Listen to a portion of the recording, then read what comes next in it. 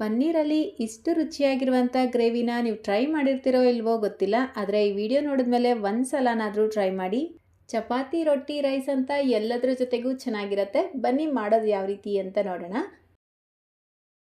ಮೊದಲಿಗೆ ನಾನಿಲ್ಲಿ 250 ಗ್ರಾಮ್ ಪನ್ನೀರ್ ತೊಗೊಂಡಿದ್ದೀನಿ. ಈ ರೀತಿ ಸ್ವಲ್ಪ ದೊಡ್ಡ ದೊಡ್ಡ ಪೀಸಾಗಿ ಕಟ್ ಮಾಡಿ ತೆಗೆದಿಟ್ಕೊಳ್ಳಿ.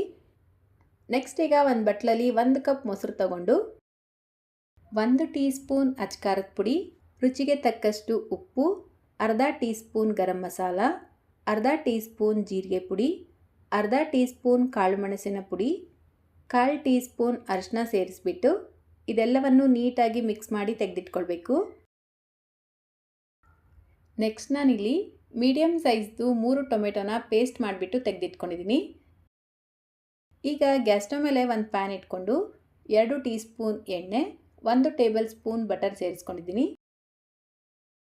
ಈಗ ಕಟ್ ಮಾಡಿ ಇಟ್ಕೊಂಡಿರುವಂಥ ಪನ್ನೀರು, ಮೀಡಿಯಮ್ ಸೈಜ್ದು 2 ಈರುಳ್ಳಿನ ಈ ರೀತಿ ಉದ್ದುದ್ದಕ್ಕೆ ಕಟ್ ಮಾಡಿ ಸೇರಿಸ್ಕೊಳ್ಳಿ. ಇದರ ಜೊತೆಗೇ 1 ಕ್ಯಾಪ್ಸಿಕಮ್ನು ಸೇರಿಸ್ಕೊಂಡು 2 ಮೆಣಸಿನ್ಕಾಯಿನ ಸೇರಿಸ್ಬಿಟ್ಟು ಫ್ರೈ ಮಾಡ್ಕೊಳ್ಬೇಕು.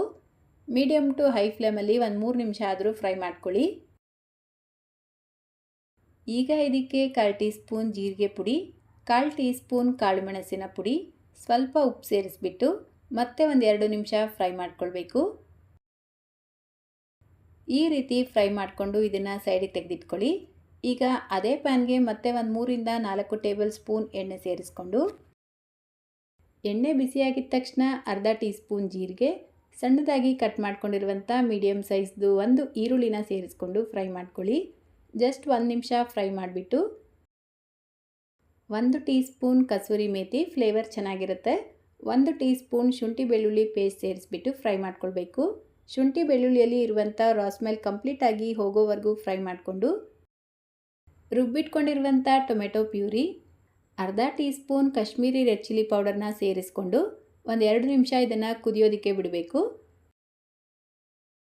2 ನಿಮಿಷಗಳ ನಂತರ ನಾವು ಮೊಸರೇನು ಮಿಕ್ಸ್ ಮಾಡಿಟ್ಕೊಂಡಿದ್ವಿ ಅದನ್ನು ಸೇರಿಸ್ಕೊಂಡು ಗ್ಯಾಸ್ ಫ್ಲೇಮ್ನ ಕಡಿಮೆ ಇಟ್ಕೊಂಡು ಮಿಕ್ಸ್ ಮಾಡ್ಕೊಳ್ತಾ ಕುದಿಸ್ಕೊಳ್ಬೇಕು. ನೋಡಿ, ಒಂದು 3-4 ನಿಮಿಷಕ್ಕೆ ಇದು ಚೆನ್ನಾಗಿ ಕುದ್ದು ಈ ರೀತಿ ಎಣ್ಣೆ ಸಪ್ರೇಟ್ ಆಗಿರುತ್ತೆ. ಈಗ ಇದಕ್ಕೆ ನಾವು ಮೊದಲೇ ಫ್ರೈ ಮಾಡಿ ತೆಗೆದಿಟ್ಕೊಂಡಿರುವಂಥ ಪನ್ನೀರ್ ಏನಿದೆ ಅದನ್ನು ಸೇರಿಸ್ಕೊಂಡು ನಿಧಾನಕ್ಕೆ ಮಿಕ್ಸ್ ಮಾಡ್ಕೊಳ್ತಾ ಮತ್ತೆ 1 ರಿಂದ 2 ನಿಮಿಷ ಕುದಿಯೋದಕ್ಕೆ ಬಿಟ್ಟು ಗ್ಯಾಸ್ ಫ್ಲೇಮ್ನ ಆಫ್ ಮಾಡಿಕೊಂಡು ಲಾಸ್ಟಲ್ಲಿ ಕೊತ್ತಂಬರಿ ಸೊಪ್ಪನ್ನ ಸೇರಿಸ್ಕೊಳ್ತಾ ಇದ್ದೀನಿ. ಕೊತ್ತಂಬರಿ ಸೊಪ್ಪು ಬೇಡ ಅಂದರೆ ಸ್ಕಿಪ್ ಮಾಡ್ಕೊಳ್ಬೋದು.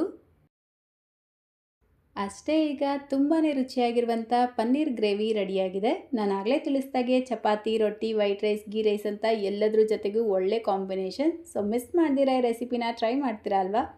ರೆಸಿಪಿ ಇಷ್ಟ ಆಗಿದ್ರೆ ಲೈಕ್, ಶೇರ್, ಕಮೆಂಟ್ ಮಾಡೋದನ್ನು ಮರಿಬೇಡಿ. ಚಾನಲ್ನ ಹೊಸದಾಗಿ ನೋಡ್ತಾ ಇದ್ದರೆ ಸಬ್ಸ್ಕ್ರೈಬ್ ಮಾಡ್ಕೊಳ್ಳಿ. ಫೇಸ್ಬುಕ್ಕಲ್ಲಿ ನೋಡ್ತಾ ಇದ್ದರೆ ಫಾಲೋ ಮಾಡ್ಕೊಳ್ಳಿ ಅಂತ ಹೇಳ್ತಾ ಇದೇ ರೀತಿ ಮತ್ತೊಂದು ರೆಸಿಪಿಯೊಂದಿಗೆ ಮತ್ತೆ ಸಿಗೋಣ. Thank you.